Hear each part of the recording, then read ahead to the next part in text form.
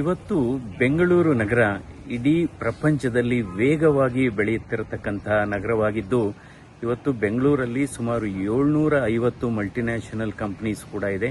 ಹೀಗಾಗಿ ಪ್ರತಿದಿನ ಇವತ್ತು ಲಕ್ಷಾಂತರ ಜನ ಬೆಂಗಳೂರಿಗೆ ಬಂದು ಹೋಗೋರಿದ್ದಾರೆ. ಈಗ ಇರತಕ್ಕಂಥ ಏರ್ಪೋರ್ಟ್ ಏನಿದೆ ಅದಕ್ಕೆ ಏರ್ ಟ್ರಾಫಿಕ್ ಕಂಜೆಷನ್ ತುಂಬ ಆಗ್ತಾ ಇದೆ. ಇದರ ಹಿನ್ನೆಲೆಯಲ್ಲಿ ಇವತ್ತು ಬೆಂಗಳೂರು ನಗರಕ್ಕೆ ಎರಡನೆಯ ಏರ್ಪೋರ್ಟ್ನ ಅವಶ್ಯಕತೆ ಬಹಳ ಇದೆ. ಈ ವಿಚಾರವನ್ನು ಸನ್ಮಾನ್ಯ ಮಾಜಿ ಪ್ರಧಾನಮಂತ್ರಿಗಳಾದಂಥ ಎಚ್.ಡಿ. ದೇವೇಗೌಡರಿಗೆ ಆಲ್ರೆಡಿ ರಾಜ್ಯಸಭೆಯಲ್ಲಿ ಪ್ರಸ್ತಾಪ ಮಾಡಿದ್ದಾರೆ, ಒತ್ತಾಯ ಮಾಡಿದ್ದಾರೆ. ನಾನು ಕೂಡ ಇದನ್ನು ಧ್ವನಿಗೂಡಿಸ್ತೇನೆ. ಯಾಕೆಂದರೆ ಬೆಂಗಳೂರಿಗೆ ಎರಡನೇ ಏರ್ಪೋರ್ಟ್ ಅವಶ್ಯಕತೆ ಬಹಳ ಇದೆ. ಇದರ ವಿಚಾರವಾಗಿ ನಮ್ಮ ವಿಮಾನಯಾನ ಸಚಿವರಾದಂಥ ರಾಮ್ ಮೋಹನ್ ನಾಯ್ಡು ಅವರಿಗೆ ನಾನು ಮನವಿ ಮಾಡಿದ್ದೇನೆ. ಅವರು ಕೂಡ ಸಕಾರಾತ್ಮಕವಾಗಿ ಇದಕ್ಕೆ ಸ್ಪಂದಿಸಿದ್ದಾರೆ. ಎಲ್ಲರ ಆಶಯ ಕೂಡ ಅದೇ ಇದೆ. ಇವತ್ತು ಬೆಂಗಳೂರಿಗೆ ಎರಡನೇ ಏರ್ಪೋರ್ಟ್ ಅವಶ್ಯಕತೆ ಇದೆ.